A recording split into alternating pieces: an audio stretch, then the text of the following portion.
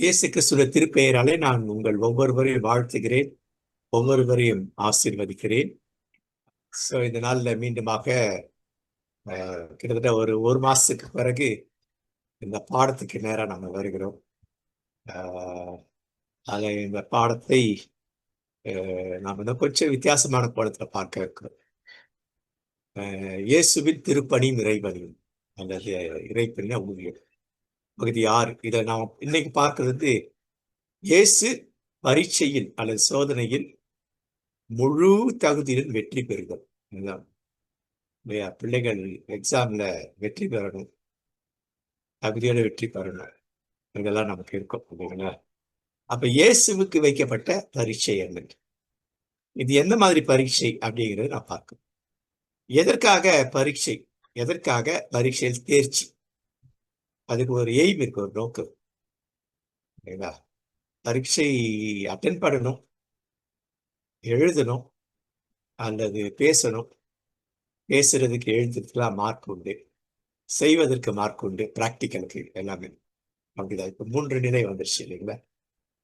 அப்ப அது நோக்கம் என்ன? அவர்கள் அதன் ஊடாக தேர்ச்சி அடையணும்னா உயர்நிலைக்கு அல்லது மேல்நிலைக்கு, இன்னும் ஒரு படி அதி உயர்நிலைக்கு செல்ல வேண்டும். 3 நிலைகள். ஜஸ்ட் பாஸ் பண்ணும், பாஸ் பண்ணி மேல்நிலைக்கு போறாங்களா இல்ல நல்ல மார்க் எடுத்து மேல்நிலைக்கு போறாங்களா? மேல்நிலைக்கு படி நல்ல உயர்நிலை, அதுக்கு பிறகு அதி உயர்நிலைக்கு செல்லணும். அப்ப எதுக்காக செய்யணும்னாக்கா அதிக ஆற்றலுடன் செயல்படுது, அதை பணி செய்யணும். ஒரு ஸ்டேஜ், ஒரு செக்மெண்ட் முடிச்சுட்டு அடுத்த செக்மெண்ட். 10th முடிச்சுட்டு +2, +2 முடிச்சுட்டு டிகிரி, டிகிரி முடிச்சுட்டு பிஜி, பிஜி முடிச்சுட்டு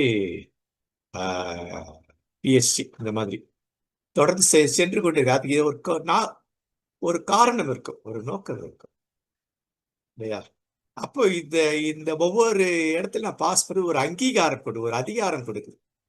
10th பாஸ் பண்ணிட்டா +2 போறது எனக்கு அதிகாரம் உண்டு, +2 பாஸ் பண்ணிட்டேன் டிகிரி போற அதிகாரம் உண்டு. ஏன்னா அதை போய் படிக்க, அதை படித்து முடித்து செயல்படுவதற்கு இல்லையா? அப்போ இது ரொம்ப முக்கியம். கிறிஸ்தவ வாழ்வு என்பது அப்படிதான், கிறிஸ்துவை மையப்படுத்தி பணி செய்யணும், அதான் எய்ம். அப்போ இதுல என்ன பண்ணுனா நம்ம அதுல தேர்ச்சி அடையணும். அப்ப அது எக்ஸாம் ஆகணும், எக்ஸாம் எழுதணும் அல்லது இல்லைங்களா சோதிக்கப்படணும். எக்ஸாம் மூலமா நம்ம சோதிக்கப்படுவோம். எங்க, எதற்காக இல்லையா? கிறிஸ்தவ வாழ்வை நாம் நடத்துவதற்கு முதல்ல எனக்கு அது பயன்படும், அந்த குடும்பத்திற்கு, திருச்சபைக்கு, சமுதாயத்திற்கு இல்லையா? அப்ப பணி செய்வதற்காக கிறிஸ்தவ வாழ்வு. அப்ப இதுக்கு நம்ம தகுதி உள்ளவர்களா இல்லையா என்பது இந்த இந்த பரீட்சைகள் இதுதான் நமக்கு எடுத்துக்காட்டா, முன்னெடுப்பா நிக்குது.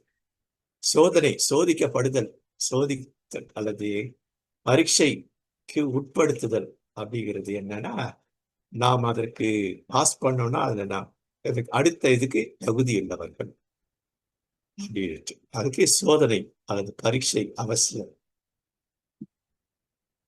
யூத சமுதாயத்தை இந்த பரீட்சை உண்டு. நம்ம ஏற்கனவே கிறிஸ்டியன் எஜுகேஷன் அப்படின்ற பாடத்துல நான் பிடிச்சிருக்கோம்.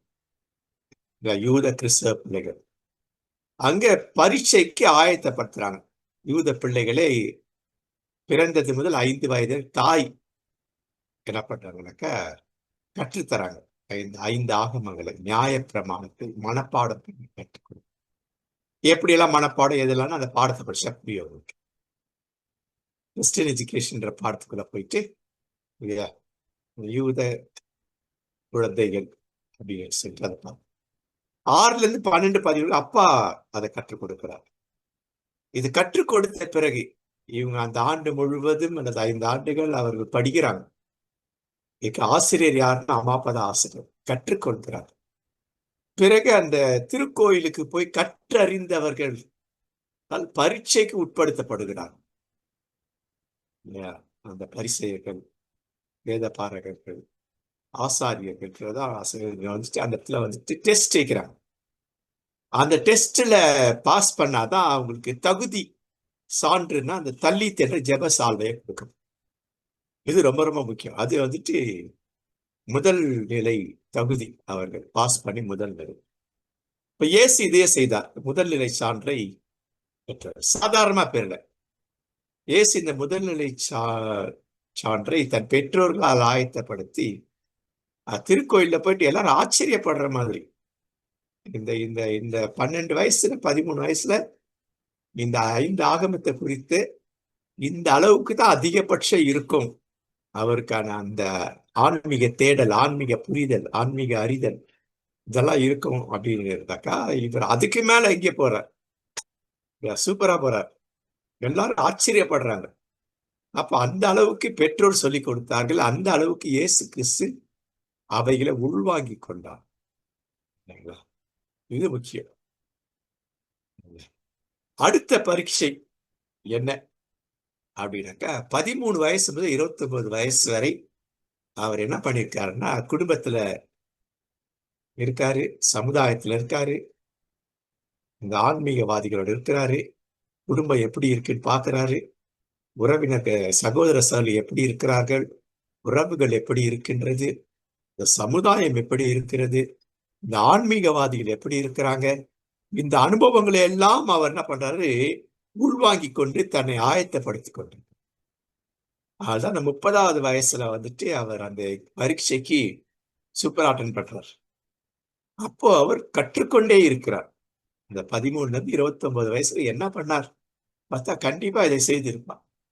அதுதான் அவர் பிள்ளைகளை குறித்து, உறவுகளை குறித்து, சமுதாயத்தை குறித்து, சமுதாயத்தை அடித்தட்டு மக்கள், மேல்தட்டு மக்கள், அதே போல அரசியல்வாதிகள், மிக முக்கியமாக ஆன்மீகவாதிகள் இவர்களை குறித்த அவருடைய அந்த அந்த அந்த விஷயங்கள்லாம் 30 வயசுக்கு பிறகு அவர் இதெல்லாம் ஈடுபடுறாருன்னா இந்த 16 வயசுல அவர் இதெல்லாம் கற்றறிந்திருந்தார், அறிந்து புரிந்து அனுபவிக்கிறவரா இருந்தார். அதுதான் 2வது பரீட்சை என்பது இல்லையா, அதற்கு தன்னை ஆயத்தப்படுத்துறார். அப்போ இயேசு வந்துட்டு திருமுழுக்கு பெறுகிறார். திருமுழுக்கு பெடுத்தனா அவர் ஊழியம் பண்ணணும், இறைபணி ஆற்றணும், திருப்பணி இறைபணி ஆற்றணும். அதுக்கு அவருக்கு அதிகாரம் வேணும். எப்படி 12 வயசு அவருக்கு ஒரு அதிகாரம் கிடைக்கும் இல்லையா, தள்ளி இப்ப அவருக்கு ஒரு அதிகாரம் கிடைக்கும். அதுல பாஸ் பண்ணதான் அந்த அதிகாரம். எம்பவர் பண்றார், எம்பவர் ஆறார் இல்லையா. அப்ப அந்த தேர்வுக்கு தன்னை உட்படுத்தி கொள்ளுகிறார். அப்ப தேர்வை நடத்துறது யாருன்னா பிசாசு நடத்துறார். தேர்வு, அந்த தேர்வுக்கு எப்படி அவங்க அம்மா அப்பா கொண்டு போய் அங்க 12 வயசுல கொண்டு போய் ஒப்படைச்சாங்களோ அது போல தூய ஆவியார் கொண்டு போய் பிசாசுகிட்ட ஒப்படைக்கிறார். யோசிச்சு பார்த்திருக்கோமா நம்ம? தூய ஆவியார் இயேசு கிறிஸ்துவை பரீட்சை பார்ப்பதா, சோதிக்க, தேர்வை அவர் தேர்வுக்கு உட்படுத்தி கொள்ள தூய ஆவியார் வந்து இயேசு கொண்டு போய் அர்ப்பணிக்கிறார், ஒப்படைக்கிறார் இல்லைங்களா. அது நம்ம கண்களுக்கு சில வேளை தெரியாது. மத்தேயு 4:1 அப்போது இயேசு பிசாசினால் சோதிக்கப்படுவதற்கு ஆவியானவராலே வனாந்திரத்துக்கு கொண்டு போகிறார். இயேசு அலகையினால் சோதிக்கப்படுவதற்கு பாலை நிலத்திற்கு தூய ஆவியாரால் அழைத்து செல்லப்படுகிறார். அங்க கொண்டு போகப்படுகிறார் பவர்ல இருக்கு, அழைத்து செல்லப்படுகிறார் அப்படின்னு. இதே மார்க் 1:12-13 தூய ஆவியாரால் பாலை நிலத்துக்கு அனுப்பி வைக்கப்பட்டார். எதற்காக? சாத்தானால் சோதிக்கப்பட்டார், அனுப்பி வைக்கப்பட்டார். அங்க 40 நாள் இருந்தார். 40 நாள் முடிந்தவுடனே அவர் சோதிக்கப்பட்டார். உடனே ஆவியானவரை வனாந்தரத்துக்கு போகும்படி ஏவினார் இல்லையா. அவர் வந்துட்டு அவர் என்ன பண்ணார்னாக்க அழைத்து செல்ல அவர் வனாந்தரத்தை 40 நாள் இருந்து சாத்தானால் சோதிக்கப்பட்டு அங்க காட்டு மிருகங்களின் நடுவில் சஞ்சரித்து வந்தார். மார்க் 1:12 கொஞ்சம் அதிகமா சொல்லுது.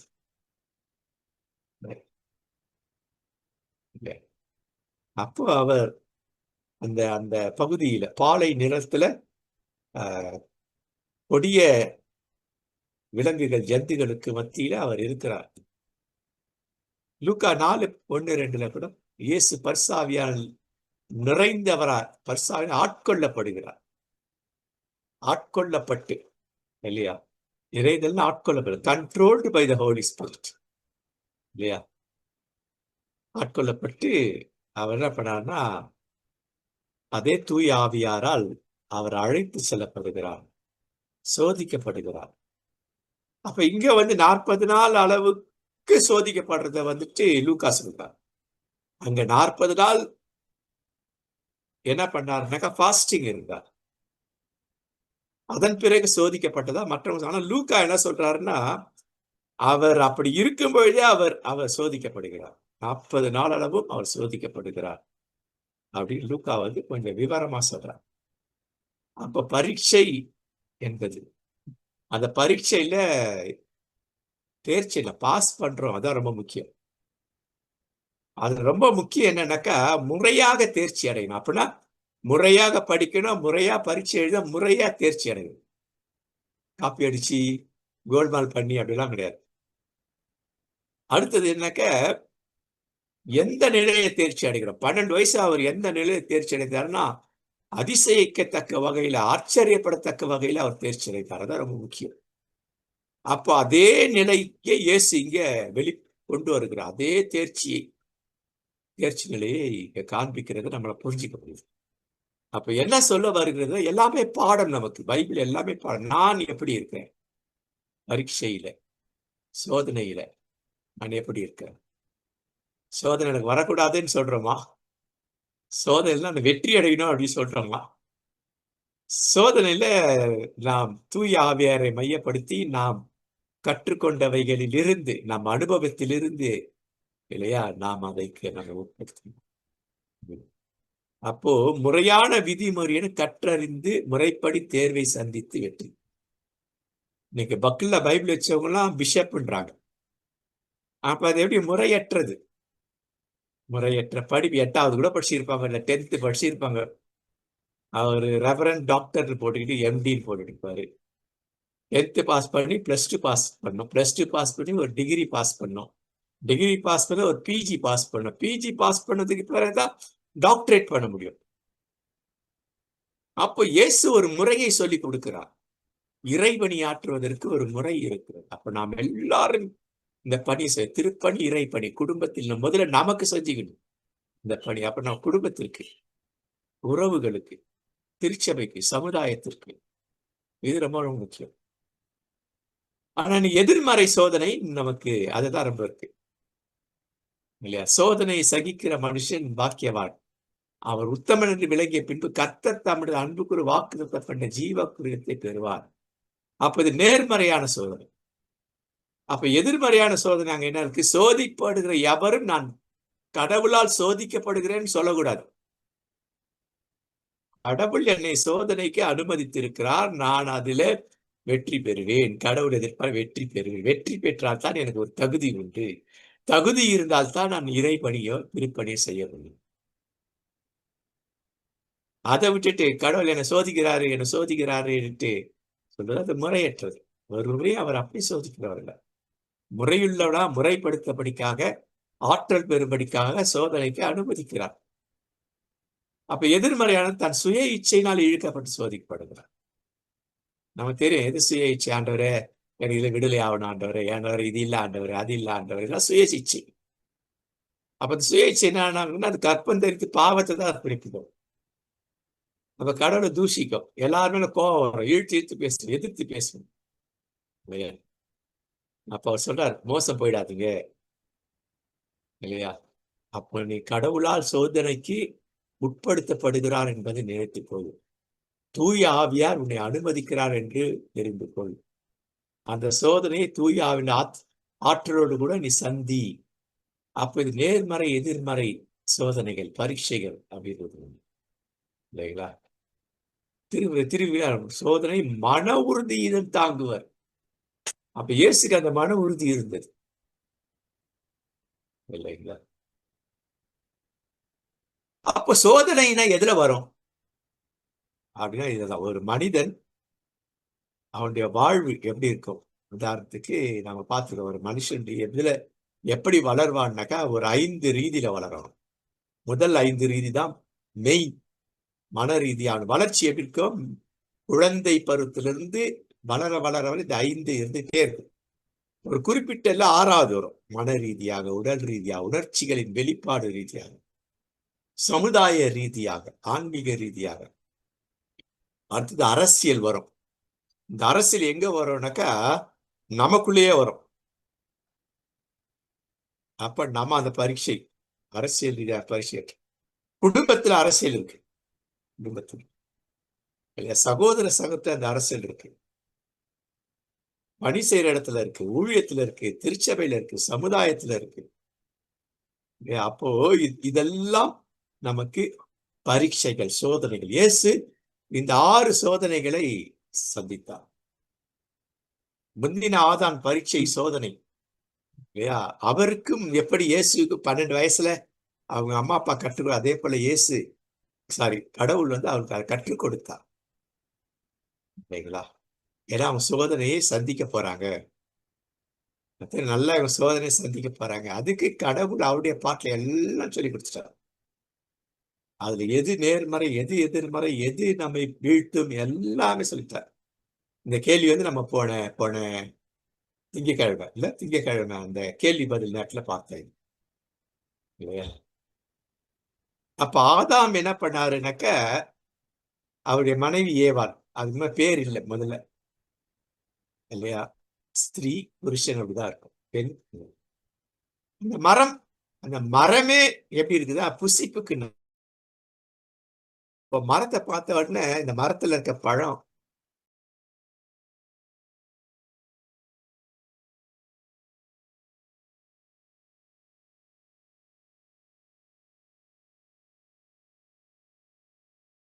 தெளிவிக்கிறது, இச்சிக்கப்பட வேண்டும். ஃபார் ஃபுட்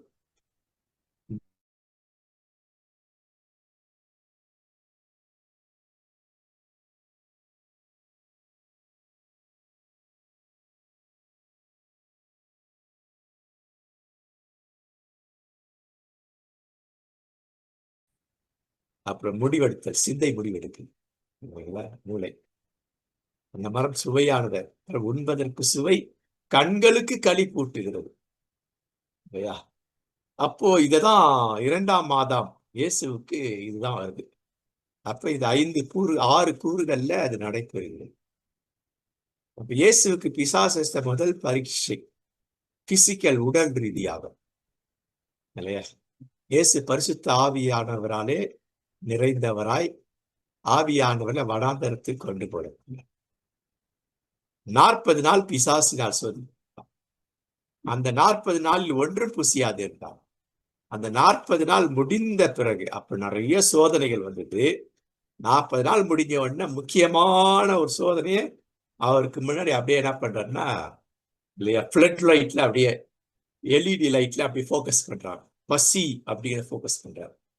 உடல் சார்ந்தது, பிசிக்கல் பசி. 40 நாள் அவர் சாப்பிடாம இருக்கிறார், தண்ணி குடிக்கல, சாப்பிடல, பசி இல்லையா. அப்போ உடல் ரீதியாக இயேசு தூயாவில் ஆட்கொள்ளப்பட்டார். பின்னர் அதே ஆவியால பாலில் அழைத்து செல்லப்பட்டார். 40 நாள் அழகையாக சோதிக்கப்பட்டார். அந்நாட்களில் அவர் ஒன்றும் சாப்பிடவில்லை. அதன் பின் அவர் பசியுற்றார். அப்போ சோதனைக்காரர்கள் நீ கடவுளுடைய குமாரனா இருந்தால் இந்த கல்லுகள் அப்பங்களாக சொல்லுங்க இல்லையா. அப்போ சோதிக்க இறை மகன் என்றால் இந்த கற்களை அப்பங்களாகும்படி செய்கின்றார். அப்போ இதுல ஒரு சவால் கொடுக்கிறார், ஒரு பரீட்சை. என்னன்னா அவருடைய பிசிக்கல், உடல் ரீதியானதுக்கு மட்டும் அவர் இது பண்ணல, அவருடைய உடல் ரீதியான இல்லையா டெஸ்ட் மட்டும் வைக்கல, அவருடைய ஆன்மீகத்துக்கு டெஸ்ட் வைக்கிறார். என்னன்னா நீ மனுஷன், ஆனா நீ இறைத்தன்மை உடையவன். அந்த இறைத்தன்மையை நீ ஏன் பயன்படுத்த மாட்ட, பயன்படுத்துன்றார். ஏன்னா இயேசு இறைத்தன்மையை பயன்படுத்துவார். இந்த உலகத்துக்கு வந்தப்ப இறைத்தன்மையை அப்படியே விட்டுட்டு வந்தார் பிதாவிடத்துல, தந்தை இடத்துல. அதுதான் அவர் கொள்ளையாடின பொருளாக கொள்ளாமல்னா அதான் வச்சுட்டு போய் திருடிக்கல. அப்போ உடல் மூலம் வைக்கப்படுகிற இந்த இந்த இந்த பரீட்சையில ஆன்மீகத்தை கொண்டு சொருகிறார். இன்றைக்கு நம்ம கருத்து முதல்ல வயிற்றுக்கு அப்படின்னு ஊழியம் பண்ணுவாங்க. அப்புறம் அது என்ன ஆகும், இறைத்தன்மை ஆன்மீகத்துக்குள்ள நுழையும். அப்ப ஆன்மீகத்துக்கு வைத்த காரணங்கள் எதை வேணா செய்வாங்க. அப்ப இறைத்தன்மைக்கு சவால் விடுறாரு. நீ மனுஷன் கிடையாது, நீ கடவுள். நீ அந்த கடவுள் தன்மையை இப்ப பயன்படுத்துன்றார். இப்ப பயன்படுத்து. உனக்கு பசி இருக்கு. இந்த கல்ல அப்பமாக்கணும்னாக்கா யாரால முடியும்? இறைத்தன்மை இருந்தால்தான் உன்னால் முடியும். இந்நாட்கள்ல இறைத்தன்மை தேவையில்லை, மனித தன்மையாலேயே இதை செய்ய முடியும்னு இதை பாஸ் பண்ணதுக்கு அப்புறம் கடவுள் செய்யறார். இயேசு செய்யறதை பார்க்கிறோம், நிறைய செய்யறதை பார்க்கிறோம். அப்ப இதை நம்ம யோசிக்கணும். அப்ப என்னுடைய உடலுக்கு ஏற்படுகின்ற பரீட்சை, சோதனை, அது என்ன பண்ணுது? என்னுடைய ஆன்மீகத்தையும் என்ன பண்ணுதுன்னா புரிய வைக்குது. இயேசுடைய ஆன்மீகம், இயேசுடைய இறைத்தன்மை ஏற்படுது. நீ இந்த உலகத்துல நீ மனுஷனா இருக்கணும்ன்றதுதான் கடவுளுடைய விருப்ப சித்தம். ஆனா நீ ஏன் அது பண்ற? அப்ப அதை மீறி கடவுள் பிதாவற்றது மீறி இறைத்தன்மை போய் எடுத்துன்னு வந்துட்டு செய் அப்படிங்க. அவர் சொல்றார் இல்லையா, மனிதர் அப்பத்தினால் மட்டுமல்ல, மாறா கடவுளின் வாய்ச்சொல் ஒவ்வொன்றாலும் வாழ்வார் என்று மறைநூலில் எழுதியிருக்கிறது. என்னன்னா நியாயப்பிரமாணத்துல எழுதியிருக்குதுப்பா. அப்பத்தினால மட்டும் கடவுளோட வார்த்தை. அப்ப 40 நாள் கடவுளுடைய வார்த்தை ஏதாவது புசித்துக் கொண்டிருக்கார். கடவுளோட அவர் பேசுகிறார், கடவுள் அவரோட பேசுகிறார். இவங்க 2 பேரும் பேசிக்கு டிஸ்டர்ப் பண்றதுக்கு நாங்க பிசாசு. பசி எடுக்கல, தாகமா இருக்குல்ல. இப்ப புரியுதுங்களா இல்லையா? உபவாசம்னாக்கா 6 மணி நேரம் இருக்கணும். பசி எடுக்கும், தாகம் எடுக்கும். அப்ப என்ன பண்ணா அதுக்கு ஏத்த மாதிரி ஒரு மாற்று இல்லையா? ஒரு பாட்டில்ல வெயில் காலம்னா மோர் வச்சுக்கணும், மற்ற காலம்னாக்கா பழரசம் வச்சுக்கணும். அப்பப்போ கொஞ்சம் பண்ணி உடல் சோர்ந்து போகாம இல்லையா ஆன்மீகத்துல செழிப்பா இருக்க முடியும். அப்ப கடைசியில கொண்டு வைக்க 40 நாள் இந்த ஆளை இவ்வளவு டிஸ்டர்ப் பண்ண, இந்த ஆள் டிஸ்டர்ப் ஆகலையா? அப்போ மனித தன்மையில கண்டிப்பா பசி எடுக்கும். அந்த பசியை போக்கஸ் பண்றாரு. அப்ப இயேசு என்ன பண்றாருன்னா அதை அந்த அந்த எக்ஸாம் அதை சூப்பரா பாஸ் பண்றாரு. யோவான் 14:40 நான் என் பிதாவிலும் நீங்கள் என்னிலும் நான் உங்களிலும் இருக்கிறதை அந்நாளில் அறிவிக்கிறேன். அப்ப இயேசு என்ன சொல்றாருன்னா, அப்பாவும் நானும் இருக்கிறது தான் எனக்கு சாப்பாடுன்றார். அப்பா அவரோட நான் பேசுறது, நான் அவரோட பேசுறது தான் எனக்கு சாப்பாடு. அப்போ கடவுளுடைய சாயலா இருக்க கிறிஸ்துவின் மகிமை நமக்கு வரணும். அப்ப இப்படிப்பட்ட சோதனைகளை நாம் என்ன பண்ணணும்? அதை சந்தித்து அதிலிருந்து வெளியே. ஆனா இன்னைக்கு அப்படி இல்லாதபடிக்கு நாம் அனைவரும் பார்வையற்றவர்களா இருக்கணும், அந்த ஒளியை இழந்தவர்களா இருக்கணும். பொருந்தியர் 4 ரசம் எபேசியர் 2:2 சொல்லுது, நீங்கள் முற்காலத்திலே இவ்வுலக வழக்கத்திற்கேற்றபடியாகவும் கீழ்ப்படியாமல் பிள்ளைகளிடத்தில் இப்பொழுது கிரியை செய்கிற ஆகாயத்து அதிகார பிரபுவாகிய ஆவிக்கேற்றபடி நடக்கிறீர்கள். அதுல பாருங்க ஒரு வார்த்தை சொல்கிறோம். எது ஆவிக்குரியது? ஏன்னா பின்வாங்கி போறது ஆவிக்குரியதுன்னு பிசாசு சொல்றாரு. தப்பா உபதேசம் பண்றது ஆவிக்குரியதுன்னு சொல்றாருங்க. இந்த வசனத்தை எத்தனை பேர் படிச்சிருக்கீங்க தெரியல. ஆவிக்குரியதுன்றார். எது எதிர்மறையா ஆவிக்குரியதுன்றார். பிசாசு வழி நடத்தினா ஆவிக்குரியதுன்றார் இல்லையா? தவறான உபதேசங்களை போதித்து மக்களை அழைக்கழிக்க வைக்கிறது ஆவிக்குரியது. எல்லாம் எடுத்த விட்டு ஆவிக்குரியது ஆவிக்கு சொல்லாதீங்க, ஜாக்கிரதையா இருக்கும். அதுல நான் சொல்றதுக்கு அது சொல்றதுக்கு காரணம் தான். இப்ப புரியுதுங்களா? எதை எடுத்தாலும் ஆவிக்குரியது, ஆவிக்குரிய சத்தியம், ஆவிக்குரிய வகையில பார்க்கணும். மாசத்தை அப்படிலாம் பண்ணக்கூடாது. ஆவிக்குரியதுன்றத ஒரு பிசாசு இந்த மாதிரி வச்சிருக்கிறார். எதிர்மறைய ஆவிக்குரியதுங்கிறார். கடவுளுக்கு உகந்ததல்லாதப்ப ஆவிக்குரியதுங்கிறார். எபிரேயர் 2:14 ஏனெனில் இறை தூதர் மூலமாய் சொல்லப்பட்ட வசனத்துக்கு விரோதமான எந்த செய்கைக்கும் கீழ்ப்படியாமைக்கும் நீதியான தண்டனை வரத்தக்கதாக அவருடைய வசனம் உறுதிப்பட்டு இருக்கிறது. அப்படின்னா என்ன? ஆவிக்குரிய எதிர்மறையானது அவரை உறுதியா வச்சிட்டு இருக்கு இல்லையா? பயமே கிடையாது. கடவுள் பயம் கிடையாது, கடவுள் அன்பு கிடையாது, எதுவுமே இல்லாம இருக்கு. இயேசு சொல்றார், நான் கடவுளுடைய வார்த்தையினால் நான் நிரப்பப்பட்டிருக்கிறேன். வெளிப்பட்டு 12:9 கூட சொல்றேன். உபாகமத்திலிருந்து எடுத்து சொல்றார் பிசாசு. அப்ப அதே உபாகமத்தை வந்துட்டு இயேசு திரும்பி சொல்றாருக்கு. மனுஷன் அப்பத்தினால் மட்டுமல்ல, கர்த்தருடைய வாயில் புறப்பட ஒவ்வொரு வார்த்தையில பிழைப்பான் என்பதை உனக்கு உணர்த்தும்படிக்கு நீயும் உன் பிதாக்களும் அறியாதிருந்த மன்னாவிடம் போஷித்தார். அப்போ கடவுளோடு இசைந்து வாழ்தான் எனக்கு சாப்பாடு அப்படிங்கிறார். இரண்டாவது, இயேசுவுக்கு பிசாசு வைத்த பரீட்சை, சோதனை. இப்ப எங்க கொண்டு வர்றாருனாக்கா, அங்க உடல் பிரகாரமா காண்பிச்சுட்டு பிசிக்கல்ல வச்சு அதுல ஆன்மீகத்தை கொண்டு கூட சேர்த்து வச்சு அங்க ஒரு சோதனை. இங்க என்ன பண்றாருன்னா, சமுதாயத்தை வைக்கிறார். சமுதாய ரீதியாக. அடுத்து எமோஷன், உணர்ச்சிகளின் வெளிப்பாடு, அந்த சோதனை வருது. அடுத்து ஆன்மீக சோதனை, ஸ்பிரிச்சுவல் சோதனை. அப்படின்னா என்ன? இயேசு அப்ப பிசாசு அவரை பரிசுத்த நகரத்துக்கு கொண்டு போய் இல்லையா, அந்த ஆலயத்தை உப்பரிக்கையின் மேல் அவர் நிறுத்தி, நீர் கடவுளுடைய குமார தாழ குதியும், ஏனெனில் உம்முடைய தூதர்கள் உம்மை குறித்து கட்டளையிடுவார், அப்போது உமது பாதம் கல்லில் இடராதபடி அவர்கள் உம்மை கைகளில் ஏந்தி கொண்டு போவார்கள் என்பதா எழுதியிருக்கிறது. அப்ப இங்க என்னெல்லாம் இருக்குது பாருங்க. சமுதாயம். அவர் என்ன சொல்றாருன்னா, இந்த சமுதாயம் உன்னை நம்பணும்னாக்கா, இப்ப நீ மேல இருந்து நீ குதிக்க போற இல்ல, நான் இங்க இருந்து ஓடி கத்த போறேன், நீங்க கத்திக்கிட்டே குதிங்க, எல்லாரும் மேல பார்ப்பாங்க. பார்த்த உடனே என்ன பண்ணாங்க, தூதர்கள் கால் தார இல்லாதபடி பார்த்துட்டாங்க. இங்க ஆன்மீகத்தை கொண்டு அப்போ உணர்ச்சியை தோன்றார். ஆஹா, இப்படி பண்ணா நல்லது தானே. அவர் சொன்னார், ஏன் 3 வருஷம் கஷ்டப்படணும்? 3 வருஷம் கஷ்டப்பட்டு செத்து இந்த மக்களை ஏன் மீட்கப்படணும்? அடுத்தது ரொம்ப நல்லா இருக்கும் இதே பகுதி. இப்பவே பண்ணிடாத, ஏன் 3 வருஷம் காத்துட்டு இருக்கணும்? 3 இருக்கு இதுல இல்லைங்களா? இந்த சமுதாயத்தை மீட்க தானே வந்த. இதை செய்.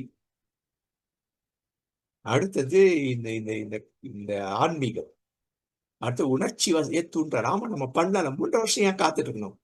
உடனே நாம தான் கடவுளுடைய குமாரனாச்சு, நம்ம செய்யலாமே அப்படின்னு சொல்லிட்டு அவர் சொல்றத கேட்பாங்க. திருப்பாடல் 91 11-12 கோட் பண்றார். நீர் செல்லும் இடமெல்லாம் உன்னை காக்கும்படி தூதனுக்கு கட்டளையிடுவார், உன் கால்கள் கல்லில் மோதாதபடி அவர்கள் தங்கள் கைகளினால் உன்னை தாங்கிக் கொள்வார்.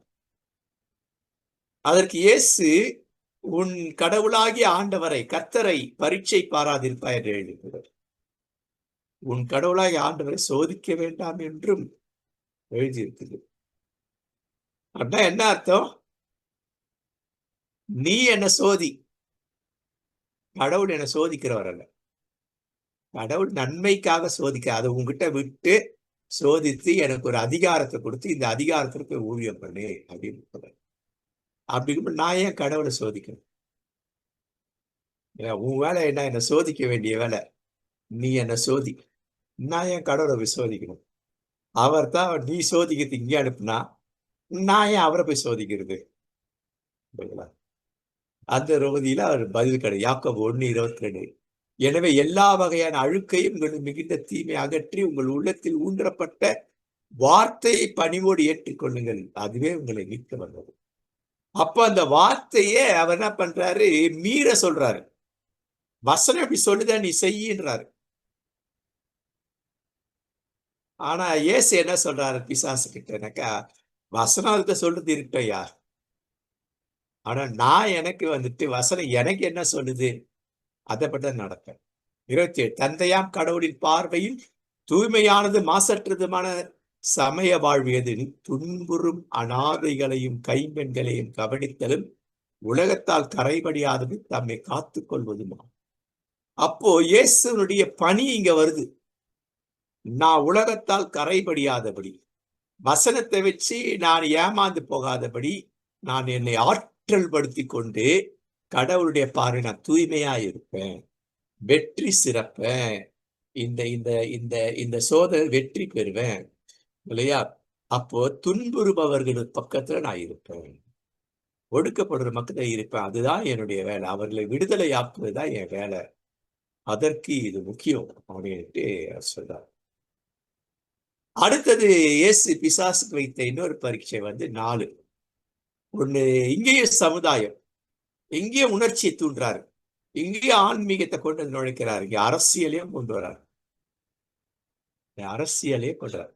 மறுபடியும் பிசாசு உயர்ந்த மலை கொண்டு போய் உலகத்தின் சகல ராஜ்யங்களை காண்பிக்கிறார் இல்லையா?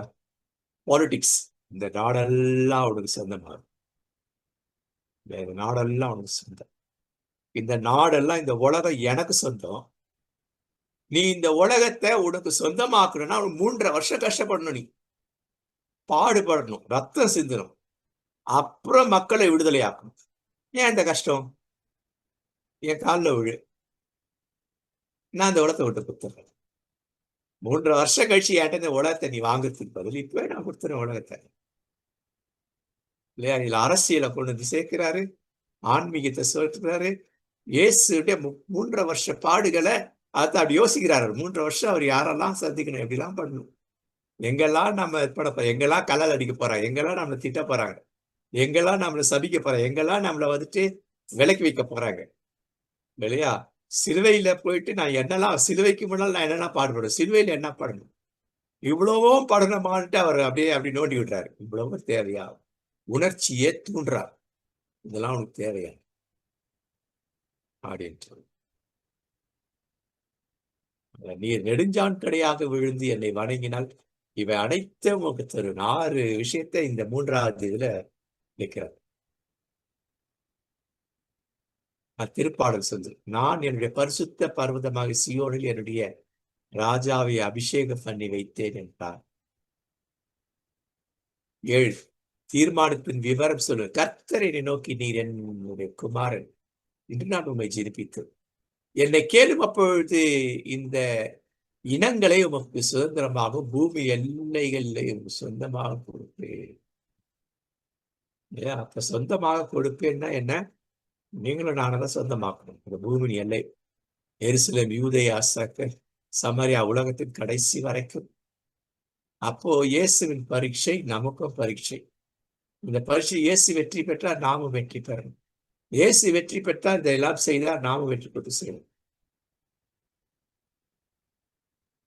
அதற்கு தான் அப்ப இயேசு சொல்றது என்ன? உன் கடவுளாகிய ஆண்டவருக்கு பயந்து அவருக்கே ஆராதனை, அவரையே பணிந்து ஒரு நாமத்திற்கொண்டே ஆணையிடும் அப்படின்னு போட்டு, உன்னுடைய கடவுளை பரிசை பார்க்காத அப்படின்னு சொல்றாரு. அப்ப இதை மையப்படுத்தி இயேசு சொல்ற ஒரு வார்த்தை, அப்பாலே போ சாத்தானே, உன் ஆண்டவராகிய கர்த்தரை பணிந்து கொண்டு அவர் ஒருவருக்கே ஆராதனை செய்வாயாக. நான் வாசித்த அந்த வசனம் என்று எழுதியிருக்கிறார். அவருக்கு தான் பரிசு சொல்றார். அப்பொழுது பிசாசானவன் அவரை விட்டு விலகி போனார். அப்பொழுது பிசாசானவர் அவரை விட்டு விலகி போனார். உடனே இறை தூதர் வந்து அவருக்கு பணிவிடை செய்தார். பின்னர் அலகை அவரை விட்டு அகன்றது. உடனே வானதூதர் வந்து அவருக்கு பணிவிடை செய்தார். வானதூதர் பணிவிடை செய்தாலும் அதை ரொம்ப லிட்டரலா எடுத்துக்கூடாது. வானத்து பணிவிடை, அப்ப நமக்கு வந்து பணிவிடை செய்யறாங்களா? அது ஒரு உருவகம் என்ன இல்லையா? மனிதனாகி எனக்கு மனிதர்கள், நல்ல மனிதர்கள் எனக்கு வந்துட்டு என்னை வந்துட்டு நல்லா ஆற்றுப்படுத்தி தேற்றுப்படுத்தி நல்லா சாப்பாடு கொடுத்து பண்ணணும். அந்த மனிதர்கள் இறை தூதர் அளவுக்கு உயர்ந்தவர்களாக எனக்கு பணி செய்கிறார்கள் அப்படின்றார். அடுத்து அப்படி அவர் பணி செய்தால் என்னுடைய ஆவி, ஆன்மா, சரீரம், mental, physical, emotional, social, spiritual இதெல்லாம் எப்படி இருக்கும்? அது வந்துட்டு எதை பத்தி சொல்றதுன்னா என் ரிசல்ட்டை பத்தி சொல்லுது.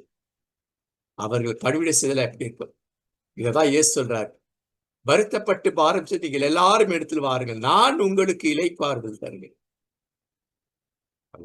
என்ன கஷ்டப்பட்டுல வாங்க. நான் உனக்கு முதல்ல என்ன பண்றேன், என் வீட்டுல வந்துட்டு நல்லா சூப்பர் கெஸ்ட் ஹவுஸ் நல்லா குடிச்சிட்டு வாங்க. கொஞ்சம் மோர் குடிக்கல, கொஞ்சம் கொஞ்சம் களைச்சி கொஞ்சம் ஜூஸ் குடிக்க. போய் படுத்து நல்லா தூங்குங்க. சாப்பாடு ரெண்டு நல்லா சாப்பாடு சாப்பிடுங்க. உடல்ல ஆற்றலை பெற்றுக்கொள்ளுங்க. ஆற்றலை பெற்றுக்கொண்டு என்ன பண்ணுங்க, திரும்பி உங்க சமயத்துக்கு திரும்பி சுமந்து போங்க. இல்ல திரும்பிய படி செய்யுங்க. ஆற்றல் பெற்று படி செய்யுங்க. முடியலையா வாங்க. இதேதான் நடக்குது இல்லையா? இதுதாங்க யோசிக்கணும். அப்போ அப்படிப்பட்ட ஒரு ஆற்றுப்படுத்தும் செயலை தான் நம்ம யோசிக்கணும். இறை தூதர் வந்து பணி செய்தார்கள்னா அதை லிட்ரலா எடுக்கக்கூடாது. அப்படி அவர் பணி செய்தால் நான் எப்படி இருப்பேன்? அப்ப இயேசு சொன்ன அந்த வார்த்தையின்படி அவருக்கு அது நடந்திருந்தால் அவர் எப்படி இருப்பார்? இயேசு வந்து அவருக்கு பணி செய்கிறார். அவரை வந்துட்டு நல்லா குடிச்சிட்டு வர சொல்றாரு, ஜூஸ் கொடுக்குறாரு, போய் படுத்து தூங்குன்றாரு, நல்ல சத்தான உணவு கொடுக்குறாரு, திரும்பி நல்லா படுத்து தூங்க, சாயந்தரம் வந்து மூட்டையை தூக்கி திரும்பி கிளம்புங்க. இப்போ அவருக்கு ஆற்றல் இருக்கு, மூட்டையை தூக்குற ஆற்றல் இருக்கு. எப்போ இருக்க திரும்பிய வாங்க. அப்ப தொடர்பு. அப்ப இவ்வளவு விஷயங்கள் நாம தெரிஞ்சுக்கணும். அப்ப இதுல என்ன தெரியுதுன்னா, இயேசு என்ன பண்ற, எந்த சூழ்நிலை பிசாசோடு எந்த சூழ்நிலையும் அவர் சமரசம் செய்து Jesus Christ never ever compromise with. எந்த சூழ்நிலையிலுமே நம்ம எங்கெல்லாம் காம்ப்ரமைஸ் பண்றோம், எதுலெல்லாம் காம்ப்ரமைஸ் பண்றோம். பிரச்சனை வந்தா பிரச்சனை தீர்க்கணும் ஆண்டவரே சொல்றதே ஒரு விதமான காம்ப்ரமைஸ் தான். ஆனா இந்த பிரச்சனை ஏன் வந்தது, எதுக்கு வந்தது, இந்த பிரச்சனை வர்றதுக்கு யார் காரணம், எது காரணம், இந்த பிரச்சனையை நான் எப்படி ஹேண்டில் பண்ணணும் இல்லையா? நீங்க சொல்லித்தாங்க. இதுதான் இதுதான் பரீட்சையில் வெற்றி பெறுவதற்கான வழிமுறை. இயேசு இதெல்லாம் நம்ம சொல்லி கொடுத்திருக்கிறார் இல்லைங்களா? அப்ப இயேசு என்ன இயேசு சமீபத்தில் வந்து அவன் நோக்கி, வானத்துல போய் எனக்கு எல்லா அதிகாரம் இருக்கு, அதனால நீ தைரியமா ஃபேஸ் பண்ணுன்றார். எந்த பரீட்சையும் எந்த சோதனை தைரியமா, எனக்கு எல்லா அதிகாரம் இருக்கு, வானத்திலும் பூமியிலும் எனக்கு எல்லா அதிகாரம் இருக்கு. ஆதலால் அப்படின்னு ஒரு வார்த்தை அடுத்த வசனம். ஆதலால்னா என்ன அர்த்தம்? 19 வசனத்துல ஆதலால்னாக்கா, ஆதலால் அந்த அதிகாரத்தை உனக்கு கொடுத்திருக்கிறேன், அந்த அதிகாரத்தை எடுத்துட்டு இல்லையா உலகமெங்கு போய் நற்செய்தி அறிவி, சீடராக்கு, திருமுழுக்கு கொடு, நான் கற்றுக் கொடுத்தே கற்றுக்கொடு, சைக்கிளா பண்ணிட்டே இருந்தார். யோவான் 16 என்னிடத்தில் உங்களுக்கு சமாதானம் உண்டா இருக்கும்படி இவைகளை உங்களுக்கு சொன்னேன், உலகத்தில் உங்களுக்கு உபத்திரவம் உண்டு, ஆனாலும் திடன் கொள்ளுங்கள், நான் உலகத்தை ஜெயித்தேன். இயேசு சொல்றார், நீங்க தைரியமா பேஸ் பண்ணுங்க. அது மாத்திரமல்ல, ஒரு ரோமர் 5:3 அது உபத்திரவம் பொறுமையை. அப்ப இந்த எக்ஸாம் என்ன பண்ணும், நம்ம பொறுமையை கொடுக்கும். பரீட்சை இல்லையா, அந்த சோதனையை கொடுக்கும். அந்த சோதனையில ஒரு நம்பிக்கை இருக்கு, இந்த சோதனையை நம்ம ஈஸியா ஃபேஸ் பண்ணுவோன்ற நம்பிக்கை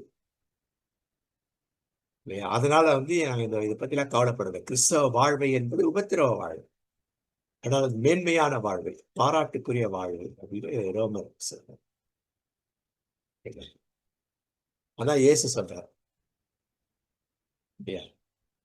தந்தையாகிய கடவுள் இயேசு கிறிஸ்துவை எந்த நோக்கத்திற்காக தெரிந்து கொண்டாரோ அதே நோக்கத்திற்காக உங்களையும் என்னையும் தெரிந்து கொண்டார். யோவான்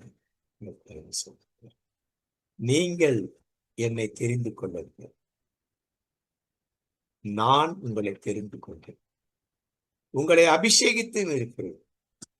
இயேசுவை தெரிந்து கொண்டார், இயேசுவை திருமுழுக்கின் ஊடாக திருமுழுக்குள் கொண்டு வந்து அந்த அடையாளத்தை கொடுத்து தூய ஆட்கொள்ளுதலுக்குள் கொடுத்திருக்கிறார். அபிஷேகம் என்றார். ஏன்? அவர் பெரிய பணி செய்வதற்கு அபிஷேகம். அபிஷேகத்துக்கு ஆற்றலுடன் பணி செய்வதற்கு வேறு பிரிக்கப்பட்டு செயல்படும். அந்த எக்ஸாம் பாஸ் பண்ணி வரும். இப்ப பாஸ் பண்ண உடனே என்ன நடக்குது? போய் கனி கொடுக்கணும். அடுத்து அந்த கனி நிலைத்திருக்கணும். அப்ப அந்த கனி கொடுக்கணும், கனி நிலைத்திருக்கணும். எப்படி கனி கொடுக்கணும்? நிறைய கனி கொடுக்கணும், சுவையான கனி கொடுக்கணும், நிலைத்து கனி கொடுக்கணும். இது நிலைத்திருக்கணும், தொடர்ந்து நடந்துகிட்டே இருக்கணும். அது முடியலன்னும் பொழுது என்ன பண்ணணும்னாக்கா, நீங்கள் என் நாமத்தினாலே தந்தையை கேட்டுக்கொள்ளும். அப்ப என்ன கேட்போம்? ஆண்டவரே கனி கொடுக்க முடியல, ஆண்டவரே என்ன பண்ணு? கனி கொடுத்துல இந்த அப்ஸ் அண்ட் டவுன்ஸ் இருக்குது, இந்த ஜிக்ஸாக்களா இருக்குது. ஒரு ஒரு பீரியாடிக்கலா, ஒரு சிஸ்டமேட்டிக்கா, ஒரே முறைப்படி இல்லை. இப்போ நான் என்ன பண்ணணும்னு கேட்பேன். அப்படி கேட்கும் பொழுது கடவுள் சொல்லுவாரு, இப்படி இப்படி பண்ணின்னு. அதை அவர் கொடுக்க இப்படி இப்படி இப்படி பண்ணுன்னு சொல்லுவார். அதற்காகத்தான் உங்களை அபிஷேகித்து இருக்கிறேன் அப்படின்றார். அதான் அர்த்தம், ஏற்படுத்துறேன்னா அபிஷேகித்து.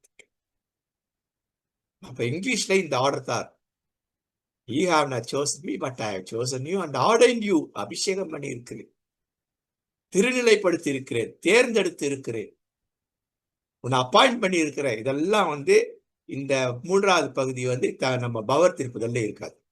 அதான் இங்கிலீஷ் பைபிள படிங்கன்னு சொல்றது. That you should go and bring forth fruit and that your fruit should remain. That whatsoever ye shall ask of the Father in my name, he may give you. அப்ப இது எதுக்கு? கனி கொடுக்கிறதுக்கான ஜெபம் இது. இதை எடுத்துன்னு போயிட்டு நீ எதை கேட்டாலும் கொடுப்பேன்னுட்டு அந்த ஜெபத்துக்கும் இதுக்கு சம்பந்தமே கிடையாது. இது கனி கொடுக்கிறதுக்கு, அவருடைய திருப்பணியும் இறைப்பணியையும் செய்வதற்கு ஆற்றல் வேண்டும், அறிவு வேண்டும். அறிவை ஞானத்தோடு பயன்படுத்த வேண்டும். அப்படி பயன்படுத்த முடியாத சூழல்ல அவர்கிட்ட கேட்கும்போது அவர் நமக்கு கொடுக்கிறார். இதை நாம் மனதில் கொள்ளணும். நீங்கள் என்னை தெரிந்து கொள்ளவில்லை, நான் உங்களை தெரிந்து கொண்டேன், உங்களை அபிஷேகித்திருக்கிறேன், நீங்கள் போய் கனி கொடுக்கும்படிக்கும், உங்கள் கனி நிலைத்திருக்கும்படிக்கும், நீங்கள் என் நாமத்தினால பிதாவை கேட்டுக்கொள்வது எதுவோ அதை அவர் கொடுக்கத்தக்கதாக நான் உங்களை ஏற்படுத்தினேன், உங்களை அபிஷேகம் பண்ண அதுக்கு தான்பா அப்படிங்கிறோம். அப்ப இயேசுவின் திருப்பணி இறைப்பணி என்னன்னா, இயேசுவினுடைய பரீட்சையில், சோதனையில் முழு தகுதியில் வெற்றி பெறுதல். இப்ப புரியுதுங்களா? இறையில் ஏன் படிக்கணும்னு சொல்றேன்னா இதுதான். இந்த சிஸ்டமேட்டிக் தியாலஜி படிக்கணும்னா இதான், முறைப்படுத்தப்பட்ட இறையில், முறையான இறையில். ஏதோ 8வது படிச்சுட்டு போயிட்டு ஏதோ ஒன்று பண்ணிட்டு 10,000 ரூபாய் கொடுத்துட்டு ஒரு MTHO, 25,000 ரூபாய் கொடுத்து ஒரு டாக்டரேட்டோ, 30,000 ரூபாய் கொடுத்து ஒரு என்னது பிஷப் பட்டத்தையை வாங்கி வச்சுக்கிறது இல்லை. அதனால ஒண்ணும் கிடையாது. இதை செய்யத்தான் கடவுள் நம்மை அனுமதிக்கிறார். சோ இன்றைக்கு உங்கள் நேரம். இதை